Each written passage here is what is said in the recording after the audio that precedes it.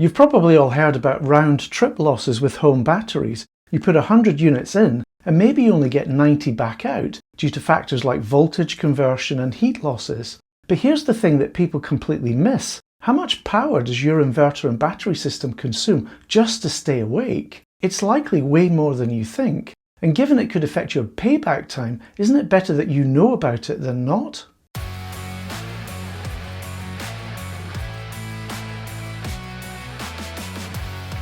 Hi there, I'm Gary and welcome back to my channel, Gary Does Solar. This is a topic I've not seen too many people talk about ever since I launched my channel over 3 years ago. Not all solar and battery systems are created equal. Depending on the brand you have, it might be consuming more power than you think just to operate itself. A system with a standby consumption of 120 watts, say, might not sound that much, but that's nearly 3 kilowatt hours a day. And if your average daily home energy use is, say, 10 kilowatt hours, that's a sizable percentage.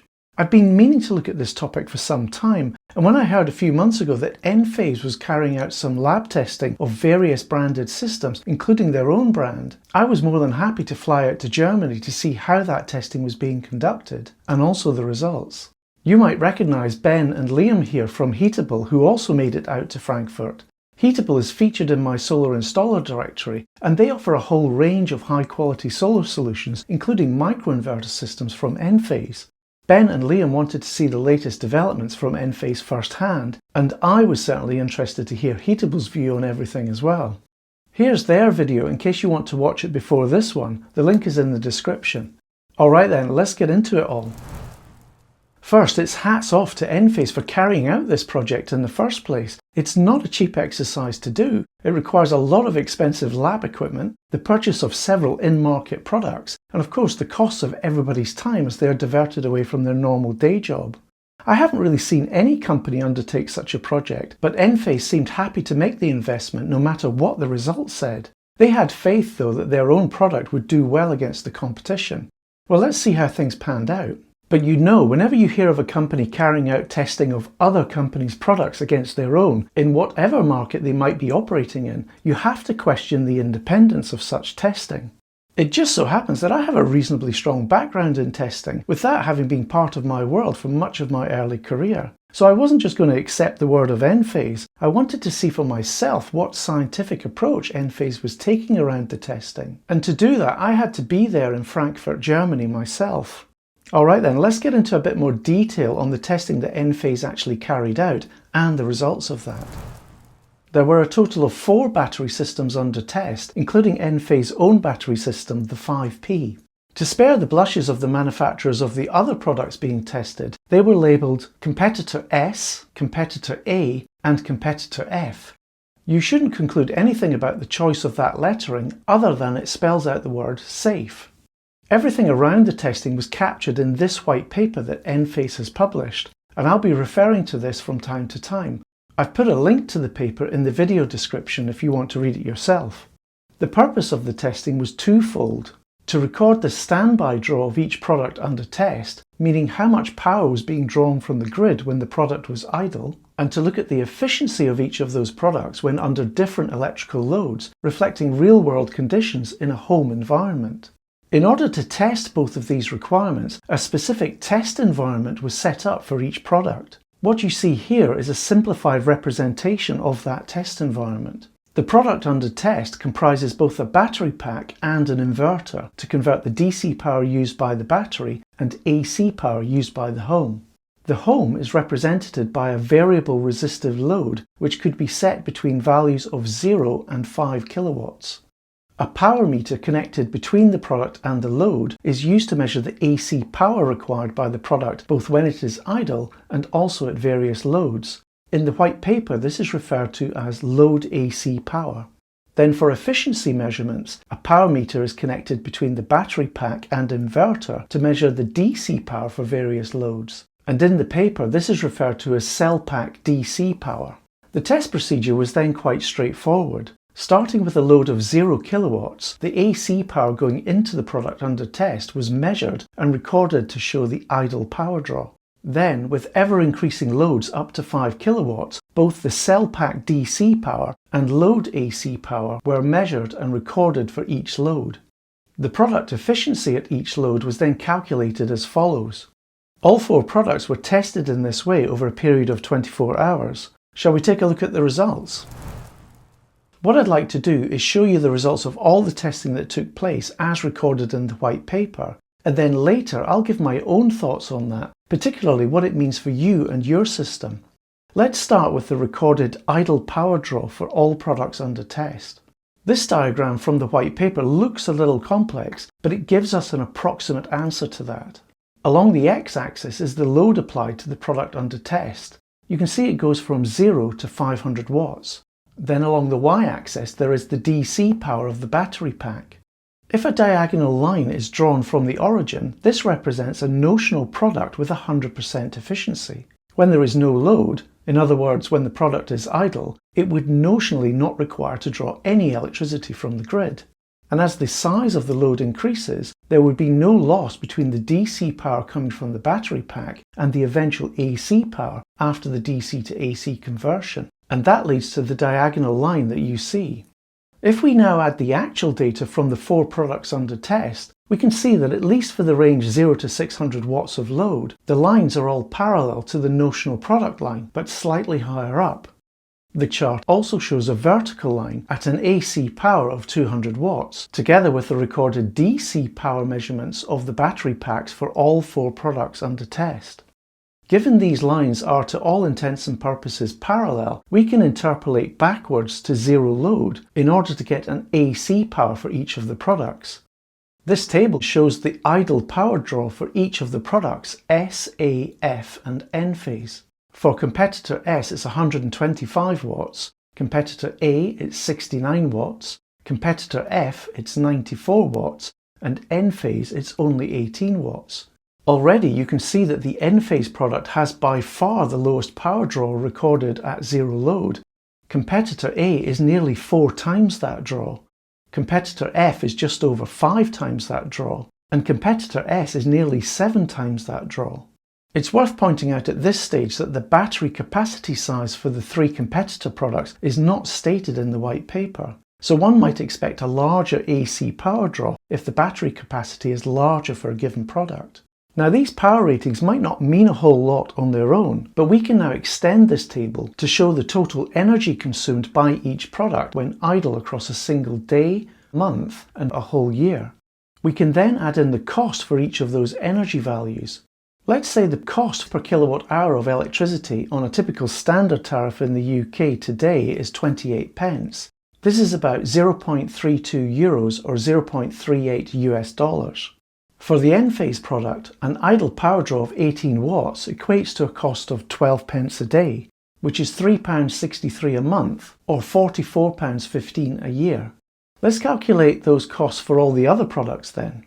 The highest costs lie with competitor S, 84 pence a day compared to 12 pence a day for Enphase, £25.20 a month compared to £3.63, and £306.60 a year compared to £44.15. An almost eye-watering difference, but actually this is not the full picture. More on that later when I provide my own thoughts. Let's now look at the discharge efficiency of each of the products under test. The batteries were first charged to their maximum state of charge, and then they were discharged to power a range of different loads, and at each load level the AC discharge efficiency was calculated. In simple terms, what percentage of the energy stored in the battery actually made it out as usable AC power for your home?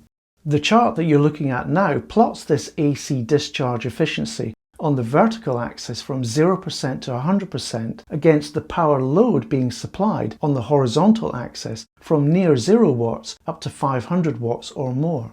A perfect system would have 100% efficiency, essentially a line right across the top, meaning no energy losses regardless of load. But in reality, none of these products reach 100%, but you can see how efficiency climbs as the load increases. With a load of 500 watts, we can look at the relative performance of each of the products. Enphase is a clear winner here at almost 97% efficiency. Competitor A is the next best at around 87%, followed closely by competitor F at around 84%, and finally competitor S comes out lowest with an efficiency of around 77%. It's a shame that this chart only shows results for loads up to 500 watts. I would have liked to have seen results all the way up to loads of 5 kilowatts, and I'll talk more about that later. Looking at the other end of the chart, you can also see that for very low loads, the efficiency drops off markedly for all products. Let's look at the relative performance of each of the products again, this time at a load of 50 watts. Competitor S remains the lowest with an efficiency of around 30%. Just think about that for a second. If your house load is only 50 watts and your battery is covering that load, you would have had to put in more than 3 times as much energy in order to do that. Slightly better is competitor F with an efficiency of around 33%. Competitor A is better still with an efficiency of 42%, but none of the products can match Enphase performance of around 67%. Looking at the whole chart again, you can see that according to these results for loads up to 500 watts, Enphase performs exceptionally well against all the other products under test. The question is, why is that? What is it about the technology inside the Enphase 5P battery system that sets it apart from all the other products under test? Well, you're probably aware that Enphase is well known around the world for its microinverter products. These products work in a very different way from traditional string inverters. With a string inverter, solar panels are wired in a string and all the DC power goes into one central inverter for conversion to AC for the home. However, with a microinverter approach, small microinverters are attached directly under each solar panel on the roof. Each microinverter converts that panel's DC power to AC on the roof, sending it directly into the home. Coming back to the 5P battery then, you might not have known, but might not be too surprised to hear now, that it contains 6 microinverters in order to manage the AC-DC conversion and general battery management. What's really smart about this approach is a technology called PowerMatch, which intelligently activates only those microinverters needed to support the home's power requirement at that time. So for low loads, only 3 of the 6 might be needed, and for very low loads, like the ones shown in the chart earlier, perhaps only 1 of the 6 microinverters will be activated. With PowerMatch, shutting down microinverters that are simply not required dramatically increases the efficiency of the product, as illustrated in the chart we just saw. Enphase makes the point in the white paper that with the power draw in many homes often being less than 500 watts, this increased efficiency translates to an increase in usable energy for the home. So you're really benefiting in 2 ways with an Enphase battery: lower power draw when the system is idle, and more usable energy when the system is called upon to meet house load, particularly at lower loads. Enphase claims that this is effectively a 40% boost to capacity. Their 5 kilowatt-hour battery acts like a 7 kilowatt-hour battery for many homeowners as a result. More usable energy for your money. Now you can find out more about PowerMatch technology in the white paper itself, and I've also placed a link in the description to that section of the Enphase website. Now I was happy with the way all the testing was carried out, and I don't dispute any of the results, but I do have some commentary on what this means for anyone who already has a battery system or is thinking about buying one, and I'll cover that in a moment. But before I do, please can you take a moment to like and subscribe if you're getting a lot from these videos. It really helps the channel. Thank you very much. One could read the Enphase white paper and think, I wish I knew all this before I made my battery system purchase. Over £300 just to have it there, and more cost to cover the inefficiency when it's actually doing something. I mean, yeah, I could understand that. But before we all regret our life decisions, let me put what I think is a far more positive and realistic perspective on it all. Let's start by looking at what might be considered a typical daily usage profile for a home that uses, say, 12 kilowatt hours of electricity per day. A base load of, say, 200 or 300 watts, with additional usage in the morning, perhaps to cover appliances used for breakfast, and then again in the evening, for example, oven, hob, dishwasher. If the home had a heat pump or air conditioning, the general base load and overall daily usage would of course be higher. Now in terms of battery sizing, in my video here I suggest a capacity that is at least your daily usage, so that it will run your home the entire day. Let's say our battery was something like a Tesla Powerwall 3, which has 13.5 kilowatt hours of storage. We would typically seek to charge the battery to full overnight, every night, and then discharge the battery to meet the varying home demand throughout the next day. What's interesting to me is that the battery is either charging or discharging most of the time during that 24-hour period. And the rate of that charging or discharging is usually in excess of 500 watts, maybe even a kilowatt or more at times. So let's look back at the efficiency curve that we saw in the white paper. We'll take the lowest performing product, competitor S, and we'll have a go at extrapolating that curve right out to 5 kilowatts. To do that, I used a best fit simple asymptotic model, which sounds more complicated than it looks. You can see the formula on the screen.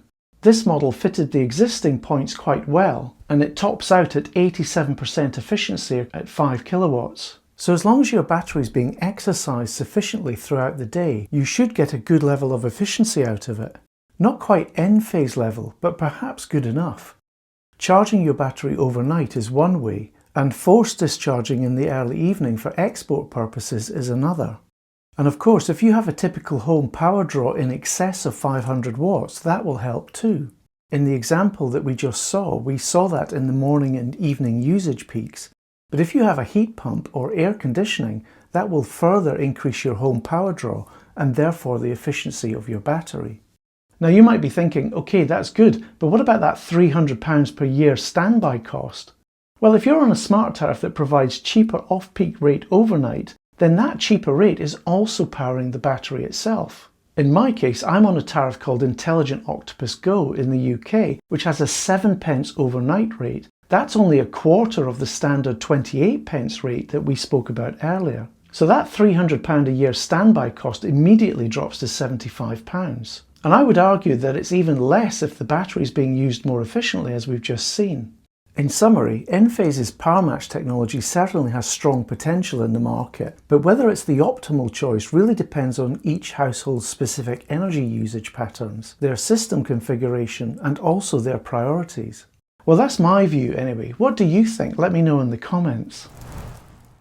If you don't already have solar and battery for your home, but you're interested in getting that sorted, whilst my videos will help you understand what you need to know, you'll also need to contract with an installer to get everything done. There are over 6,000 installers in the UK, so how would you know if the installer you've selected is a good one or not? My solar directory service, which only lists installers serving your area that I'd be happy to spend my own money with, has been running for almost a year now, and it's helped hundreds of people find a great installer. It's very easy to use. Just type getreadyfor.solar into your browser, or use the camera on your mobile phone to scan the QR code that you see here. Thanks for watching this video, and thanks also again to Enphase for making this kind of testing a priority. Now, I could have asked Enphase to pay for my flights and hotel, but I think you know on this channel I like to be as impartial as I can be with everything, and I was able to do that because I paid for those costs myself, thanks to the generous support of my Patreons. Sign up here if you'd also like to support me in this way for future products. A small amount from each of you really adds up, and it enables me to keep doing this kind of in-depth work for you. Thanks again, and I'll see you in my next video.